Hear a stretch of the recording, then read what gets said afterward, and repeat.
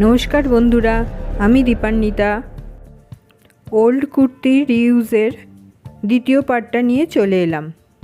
केमन करे आमी एई ब्लाउजटा सेलाई करछि सेटा तोमादेर संगे शेयार करब। एटा बैक पोर्शन एर पाशेओ आमी 2 इंची करे कापड़ जोड़ा देब, सेटा आगे करे निচ্ছি। सीधे सेलाई दिए तारपर एकटा चाप सेलाई दिए देब। এইভাবে 2 इंची করে দুদিকেই বেড়ে যাবে। এই জোড়া অংশটা দেখা যাবে না, এটা ভেতরের দিকে চলে যাবে। এরপর আমি এই ব্যাক পোরশনের টাক্সগুলো দিয়ে নেব। এবার সামনের পার্টটা তৈরি করে নেব। সামনের পার্টের যে ডাবল কাটরির পোরশনটা সেটা আমি আগে সেলাই করে নিচ্ছি। সিধে সেলাই দিয়ে নেব।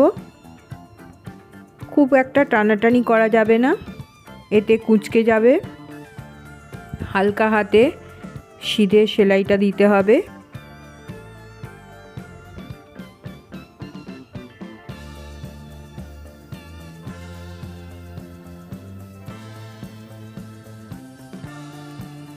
এরপর আমি টাক্স পোরশনটা সেলাই করে নেব।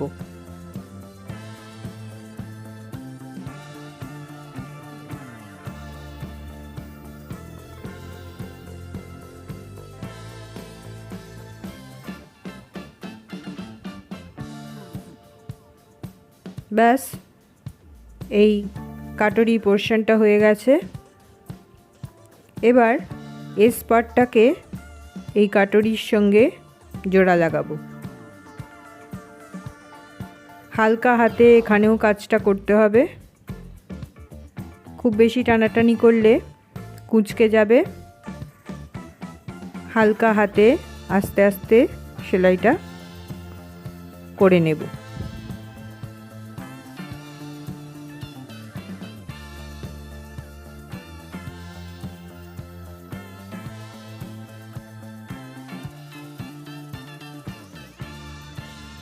এবারে এই বেল্ট পোরশনটা নিচের দিকে অ্যাটাচ করব। বেল্ট পোরশনটাকে আগে আমি পিন দিয়ে লাগিয়ে নিয়েছি যাতে কোনো রকম উঁচু নিচু না হয়ে যায়। এবারে আস্তে আস্তে সেলাইটা করে নেব। এখানেও কোনো রকম টানাটানি করলে সেলাইটা কুঁচকে যাবে, কাপড়টা কুঁচকে থাকবে। আর এই টাক্স পোরশনটাকে একটু মুড়িয়ে সেলাই করে নিতে হবে। টাক্স পোরশনটা সেলাইয়ের মাঝখানে কোনোভাবেই আসবে না। এইভাবে আস্তে আস্তে আমি সেলাইটা শেষ করে নিচ্ছি।